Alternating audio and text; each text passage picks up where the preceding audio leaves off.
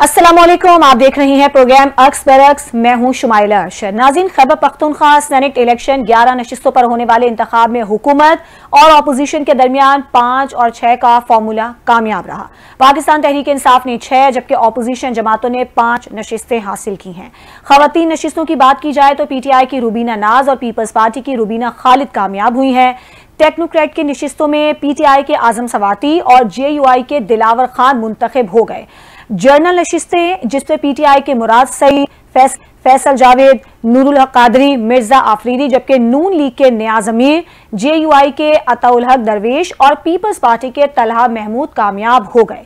PTI के नाराज उम्मीदवारों की बात की जाए तो नाराज उम्मीदवार खुर्रम जीशान ने यह इल्जाम लगाया है कि पार्टी की तरफ से उनका नाम सेनेट उम्मीदवारों की असल फहरिस्त में शामिल था, मगर फहरिस्त बानी इमरान खान तक नहीं पहुंचाई गई, नामों में रद्द-बदल किया गया। उन्होंने पार्टी की जानिब से वजारत की पेशकश को मुस्तरद करने के आजाद हैसियत में इलेक्शन भी लड़ा। पार्टी अंदरूनी इख्तलाफात और उम्मीदवारों की नामजदगी में मुबैना रद्द-बदल के इल्जामात भी हमारे सामने आए।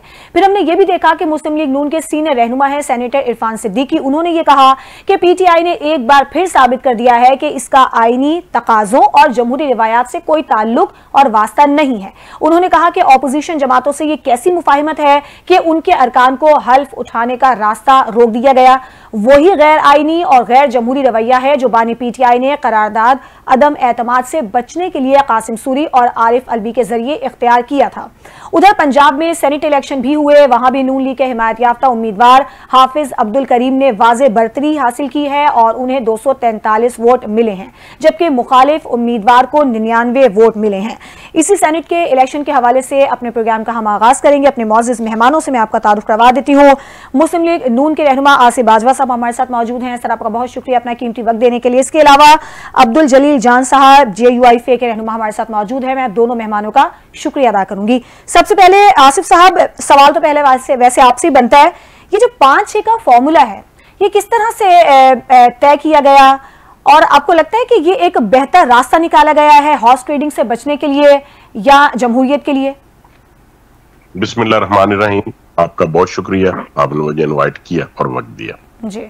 गुजारिश ये है कि पाकिस्तान की सियासी तारीख गवाह है कि जब जब भी सेनेट के इलेक्शन हुए और कुछ ऐसे नाम मौजूद हैं जो हमेशा से ही उस KPK से सेनेट के मेंबरान इलेक्ट होते आ रहे हैं और आज भी शायद उनमें से 1-2 नाम ऐसे हैं जो आज फिर इलेक्ट हुए हैं। देखें, सियासत में जो लोग वक्त के ऊपर यानी बेस्ट टाइम पे बेहतर फैसला नहीं करते वो नुकसान उठाते हैं। देखें, अगर पाकिस्तान पीपल्स पार्टी हो, PMLN हो या PTI हो, सबके इल्म में था कि किस तरीके से कितने वोट मिले तो कितने मेंबर उनके इलेक्ट हो सकते हैं और उसमें किसी किस्म की हॉर्स ट्रेडिंग नहीं हुई, किसी किस्म की पैसा इन्वॉल्व नहीं हुआ। जो लिस्टें, जो मेरिट, जिस तरीके से जो शेड्यूल है, देखें ये जो ये मुतनासिब नुमाइंदगी के ऊपर है। ये जो सेनेट का इलेक्शन है ये चारों सूबों की मुतवाज़न बराबर सीटें हैं जी। ये नहीं है कि KPK में सेनेट के 20 हैं और पंजाब में 30 हैं और बलोचिस्तान में 5। ऐसे नहीं है जिस तरह नेशनल असम्बली में है कि अगर 120 जो हैं या 140 सीटें पंजाब की हैं और 70 सीटें एक सूबे की हैं और 60 एक सूबे की हैं, और इस तरह नहीं है। ये मुतनासिब नुमाइंदगी के ऊपर है और इतनी ही सीटें बनती थी। मैं ये समझता हूं कि हॉर्स ट्रेडिंग से बचने के लिए, पैसे की इन्वॉल्वमेंट से बचने के लिए अगर सियासतदानों ने मिल बैठ के ये फैसला किया है और ये यकीनी तौर पे एक सियासी फैसला था, और मैं तो ये समझता हूं कि अगर कोई सियासी फैसला हुआ है तो तमाम जमातों ने उसकी पाबंदी की है, उसकी पासदारी की है। ऐसा नहीं हुआ कि किसी ने कोई बैकआउट किया है। अदरवाइज हमारे तो तहफ़्फ़ुज़ात थे कि हमारे इलेक्टेड मेंबरान को KPK असेंबली में स्पीकर साहब ने हलफ उठाने से रोका। और चले, मैं ये समझता हूँ कि ये एक डिफरेंट इशू है, उसके ऊपर फिर भी बात की जा सकती है। मैं ये समझता हूँ बीइंग पॉलिटिकल वर्कर, जो लीडरशिप ने जो फैसला किया था ये एक बेहतरीन फैसला था और उससे बढ़ के उनका सबको उसको ओन करना और उसको लॉजिकल एंड तक पहुंचाना ये सियासी लोगों की कामयाबी। ठीक है। अच्छा जलील साहब, आप जरा बताइएगा, आप इसको क्या समझते हैं? ये एक बेहतर रास्ता निकाला गया है जो सेनेट का जिस तरह से केपी में इंतखाब हुआ है, और दूसरा हमें ये भी बताइएगा कि कल हमने देखा कि 25 अरकान से स्पीकर ने हलफ नहीं लिया, फिर वो अदालत की जानिब भी गए, गवर्नर ने क्यों हलफ लिया, ये सारा मामला, इस पर JUIF का क्या मौकिफ है? बिस्मिल्लाहिर्रहमानिर्रहीम। बहुत शुक्रिया जनाब, हमारे भाई ने जिक्र किया है, दोनों उन्वानात पर बात की है।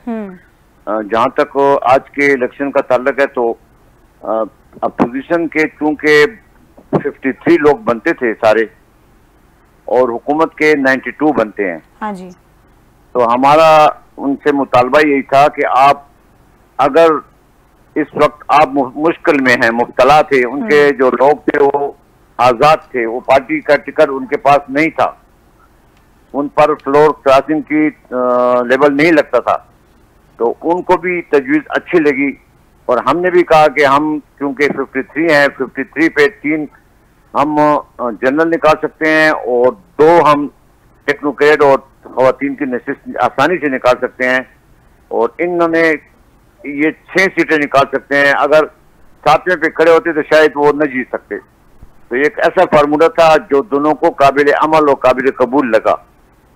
तो उस आज सारा दिन हम इसी इलेक्शन में मसरूफ थे और अच्छा लगा कि सूबे की तमाम सियासी जमातें जो कल तक एक पेज पे नहीं थी, इस हवाले से अख्तलाफात तहफ़्फ़ुज़ात एक दूसरे के सबसे होंगे, लेकिन इस रवादारी को उन्होंने फरोग दिया और जो कल्चर था उसको उन्होंने रोका, और अल्हम्दुलिल्लाह उनके 6 हुए और हमारे 5 बाकायदा अपने अपने जमातों के जो वोट थे या उनके एक दूसरे के जो वोट मुंतकिल हुए, वो सारा अमल गुजर कर बड़े आसान तरीके से इलेक्शन हुआ। और हम इस अमल को हम अच्छी नजर से देखते हैं। सुबह में एक रवायत कायम हो गई है, इससे पहले भी हुई थी। तो इस तरह की अगर रवायत कायम हो जाए तो सुबह के जो हमारे हुक्मरान हैं उनको चाहिए कि उसी रवादारी के तहत सूबे के तमाम जमातों के साथ रवादारी का रवैया रखे और जलसे जुलूसों से परहेज करे और अपने सूबे की तरफ फिक्र करे। सूबे में अमन और अमान की सूरत हाल बड़ी अबतर है।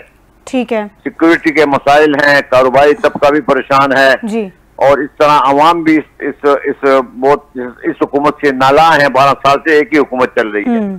तो अगर हुकूमत और उसके एहलकार अवाम की तरफ, अवाम के मफाद की तरफ सोचेंगे तो इंशाअल्लाह अजीज सुबह तरक्की करेगा। लेकिन अगर ये अच्छा जलील साहब, बिल्कुल ठीक फरमाया आपने, लेकिन एक सूरत हाल हम ये भी देख रहे हैं कि एक जानिब तो इस मामले पर चले अंडरस्टैंडिंग हो गई, लेकिन दूसरे मामले पर जो स्पीकर हैं केपी असेंबली, उन्होंने 25 अरकान से हल्फ नहीं लिया।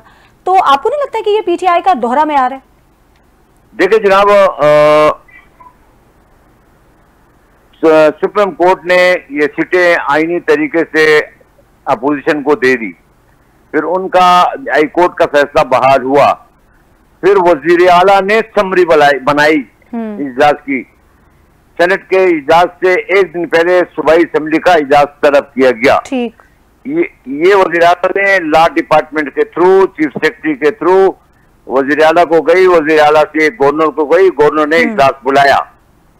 अब देखें, आप सोचें और सियासी जमातें भी सोचें और माहिर कानून भी सोचें कि एक हुकूमत इजलास बुलाती है तो कोरम पूरा करना उसी हुकूमत की जिम्मेदारी होती है। यहाँ पर 2 सवाल बनते हैं, या तो वज़ीर आला से अपने अरकान असेंबली का एतमाद हो चुके हैं और या इसने कानून शिकनी की है, आइन शिकनी की है और स्पीकर ने हलफ नहीं लिया। जब हलफ नहीं लेंगे तो 26वीं तरमीम में जो 255 उबलीग गालिबन क्या ए है बी है मुझे इतना याद नहीं है, खुद शिक नंबर 255 में यह वाज़ेह है कि ये इख्तियारात चीफ जस्टिस को बाई नेम चले गए, बाई नेम चले गए। तो जब चीफ जस्टिस को बाई नेम चले गए तो अपोजिशन ने मिलकर स्पीकर के खिलाफ चीफ जस्टिस को इस सूरत हाल से आगाह किया। सही। और जब चीफ जस्टिस को आगाह किया, सुबह 9 बजे का टाइम था और 11:30 बजे तक स्पीकर साहब बैठने के बावजूद नहीं आए। उनके MPA चैम्बरों में बैठे थे लेकिन नहीं आए।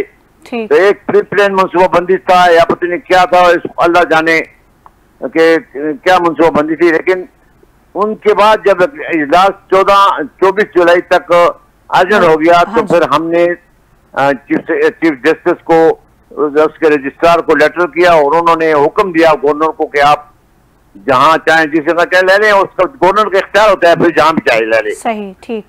तो ये अपने आइन शिकन की बात नहीं करते हैं और गवर्नर पर इल्जाम लगाते हैं कि इन्होंने गलत काम किया है, असेंबली के अंदर नहीं किया। तो असेंबली के अंदर इसलिए नहीं किया कि आपने हमें छोड़ा नहीं। ठीक है, देखा तो इन्होंने हमें वहां नहीं छोड़ा। फिर जब गवर्नर ने दोबारा रखने की कोशिश की तो इनके साथ राब्ते में था। ठीक है। और स्पीकर की हिदायत थी कि यहाँ पर नहीं होगा। इवन के एमपीएस के कार्ड तक नहीं बने थे, कार्ड तक नहीं बने थे जो उनका कार्ड होते हैं, और सुबह इलेक्शन है। तो ये सारी चीजें जब हाईकोर्ट का हुक्म आया तो कार्ड भी बन गए। ठीक है। और फिर इजलास भी हो गया। फिर स्पीकर का अमला, सेक्रेटरी साहब की जो नीचे जितना भी अमला था, उन्होंने गवर्नर हाउस आकर इस सारे प्रोसेस को मुकम्मल किया, अलग भी हुआ और रजिस्टर पर बाकायदा दस्तखत भी हुए। और फिर मजे की बात यह है मजे की बात यह है कि वज़ीर आला गंडापुर ने हमारी 53 लोगों की स्ट्रेंथ कबूल करके 5-6 का फार्मूला माना है ना।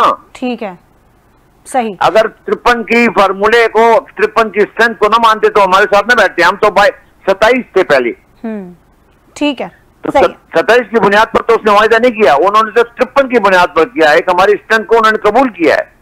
तो फिर गवर्नर वज़ीर आला साहब ने इस तरह हरकत करके, स्पीकर साहब ने इस तरह इनिशिएटिव में करके जो इनका राइट था, जो उनका आईनी हक था मेंबरों का लेने का, उससे महरूम रखा। बिल्कुल ठीक है। ठीक है आसिफ साहब, आप इस मामले को कैसे देख रहे हैं कि गवर्नर हाउस में जो हल्फ लिया गया है, स्पीकर ने हल्फ नहीं लिया था, फिर ये सारा मामला अदालत में चला गया, इस मामले पर आपका क्या मौक़िफ़ है? और दूसरा ये बताइएगा कि अब कोई ऐसा इम्कान आपको नजर आ रहा है कि केपी में अली अमीन गंडापुर के खिलाफ तहरीक अदम एतमाद आ सकती है इस सारी सूरत हाल के बाद, या जो फैसले आजकल हुए हैं? देखिए, मैं ये समझता हूँ कि जमहूरी दौर है, डेमोक्रेटिक सिस्टम चल रहा है, इसमें अगर कोई आईनी और कानूनी रास्ता इख्तियार करे तो उस पर कोई पाबंदी नहीं होनी चाहिए, ना है।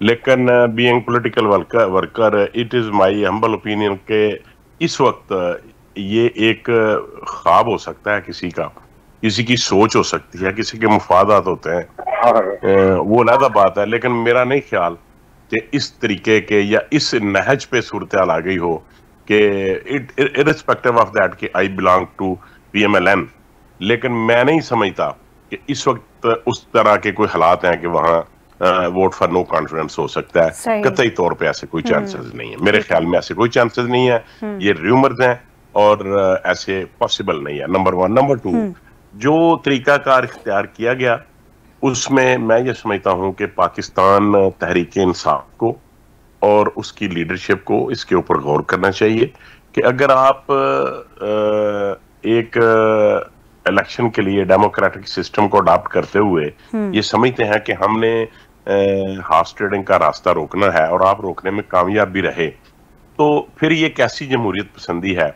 कि दूसरी तरफ आप अपोजिशन के अरकान को कार्ड नहीं बना के दे रहे, उनके वोट कास्ट नहीं होने दे रहे, आप उनके ओथ नहीं ले रहे। मतलब इट्स नॉट वेरी गुड। ये कोई अच्छी मिसाल नहीं है, ऐसा पीटीए को नहीं करना चाहिए था।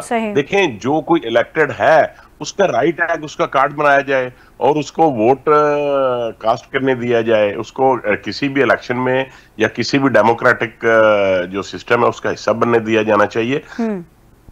या तो आपके इख्तियार में हो कि आप किसी को डिस्क्वालीफाई कर लें, किसी को इस तरह का कोई, आप किसी को रोक ही नहीं सकते, आप किसी के राइट को, किसी के हकूक को सल्ब नहीं कर सकते, तो आपको नाकाम कोशिश नहीं करनी चाहिए। ये आपको ये मैं अर्ज करूं, ये दरअसल ना बानी पीटीआई एक कॉन्स्पिरेसी थ्योरी के ऊपर काम कर रहे हैं।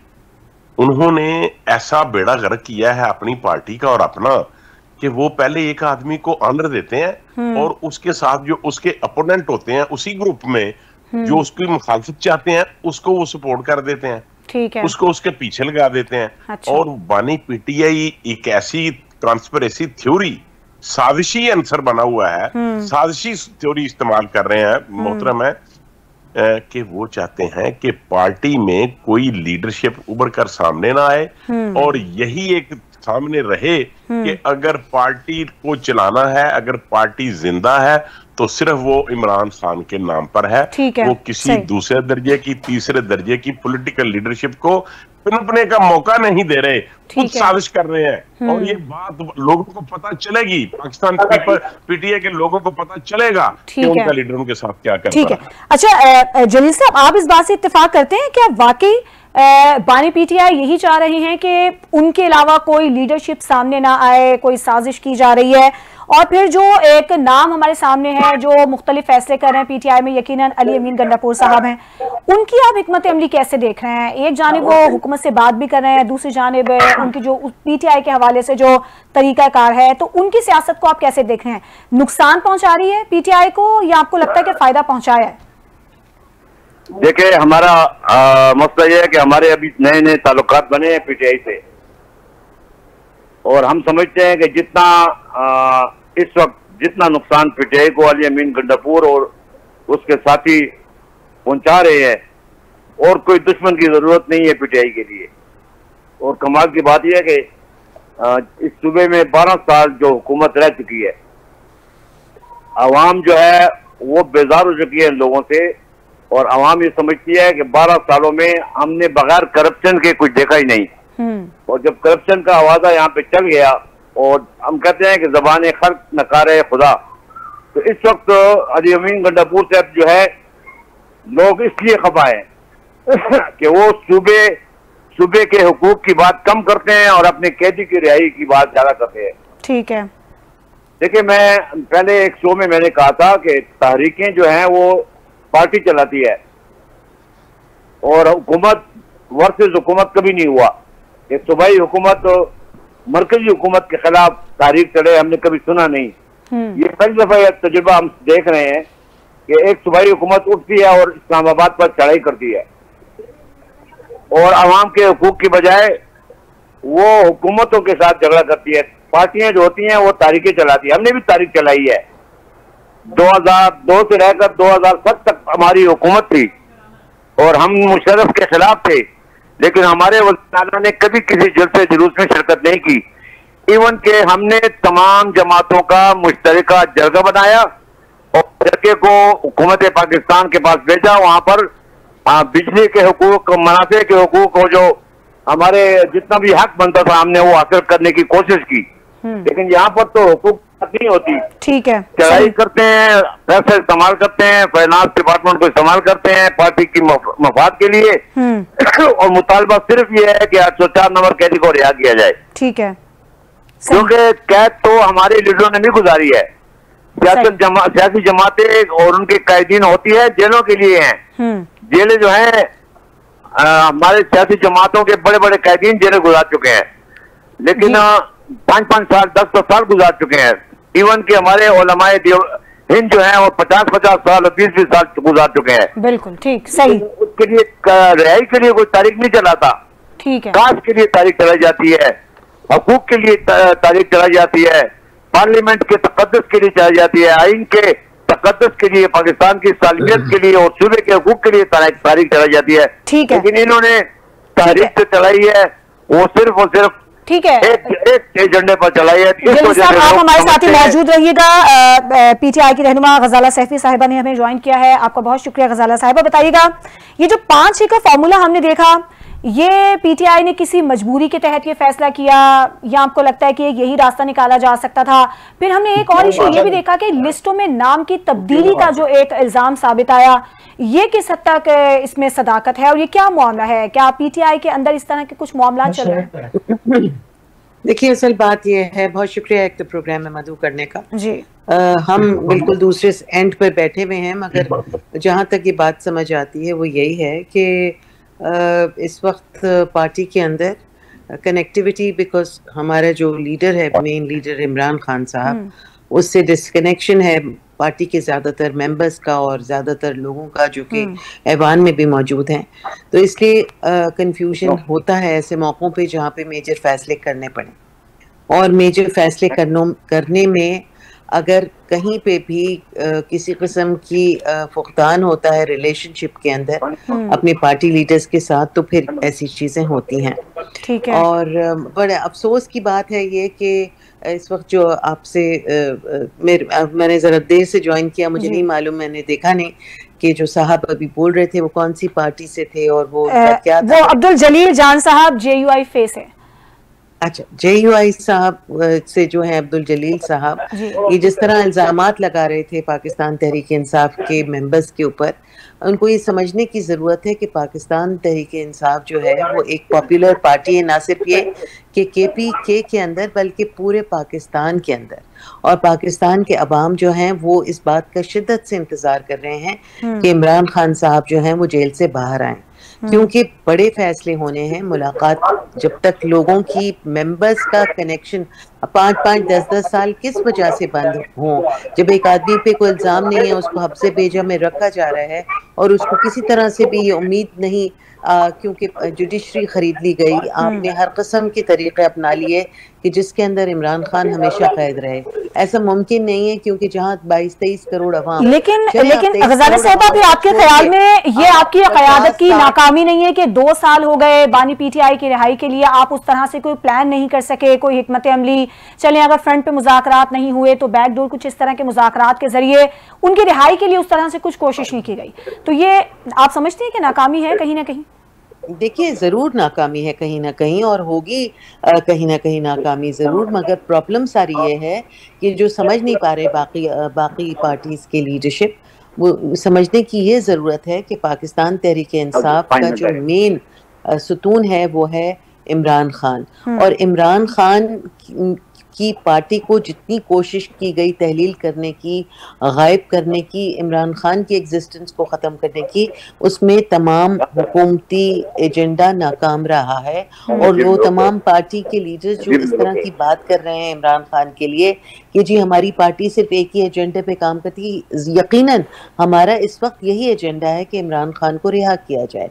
अगर इमरान खान अगर इनके पार्टी, देखिए ना, ये लोग तो अपने पूछते हैं अपने अपने लीडर्स को, हम तो पूछ नहीं रहे, हम तो अपने लीडर को जानते हैं कि वो ईमानदार है, हक पर है, और वो जो है वो पाकिस्तान का एक सच्चा लीडर है, जिसने एक दिन भी ये नहीं कहा कि जी मेरे कमर में दर्द हो गया, मेरे प्लेटलेट्स गिर गए हैं, मुझे लंदन भेज दो।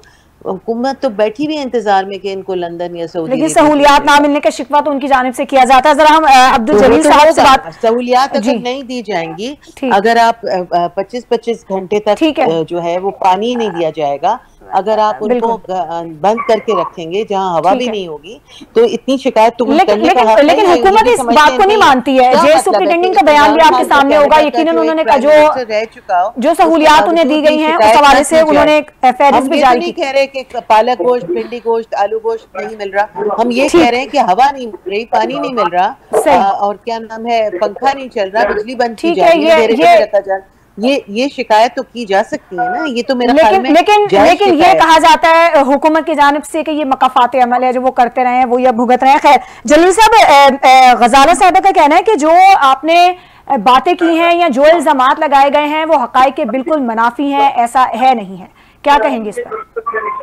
देखें, मेरी बहनों पेशावर से ताल्लुक नहीं रखती, ना KPK की किसी जिले से ताल्लुक रखती है। जमीन उस जमीन को पता चलता है जहाँ पे आग लगी हो। हमें पता है जहाँ अपने सूबे के हालात हम समझते हैं। हमारे जमीयत उलमा इस्लाम के कारकुन धड़ाधड़ शहीद हो रहे हैं। अभी नेशनल पार्टी का एक बहुत बड़ा लीडर शहीद हुआ है बाजोड़ में।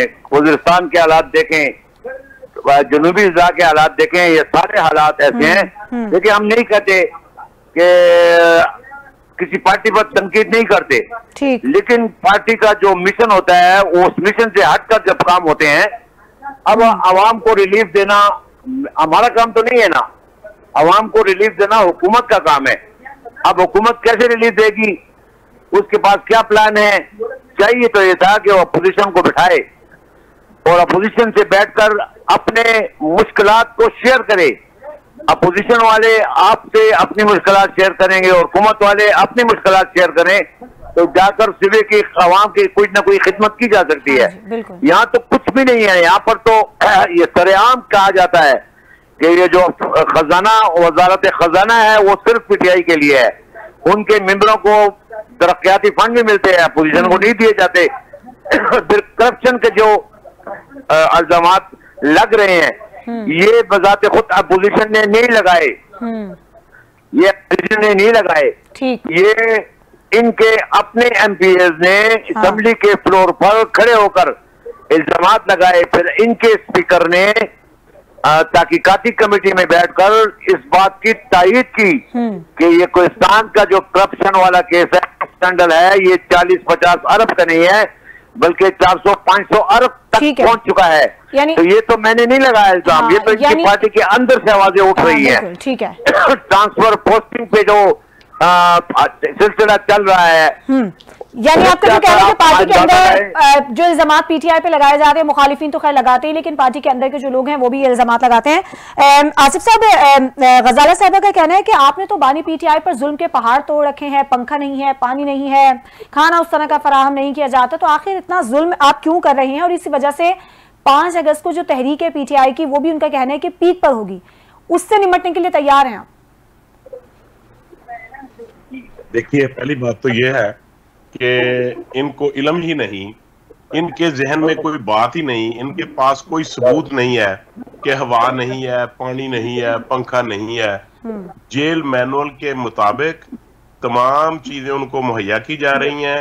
और कोई देखें, आज से चंद दिन कबल ये लोग कहते थे कि मुलाकात नहीं हो रही, तो मुलाकात का जो सजा याफ्ता कैदी है उसका जेल मैनुअल के मुताबिक एक दिन है, वेडनेसडे को मुलाकात होती है या थर्सडे को, और वो जो कैदी है, जो कैदी है उसकी अपनी विश के मुताबिक वो लिस्ट देता है कि मुझे ये लोग मिलने आए, उसके अलावा मैं किसी से नहीं मिलूंगा। और कोई ऐसा वीकली दिन नहीं है जब उनकी मुलाकात नहीं हुई।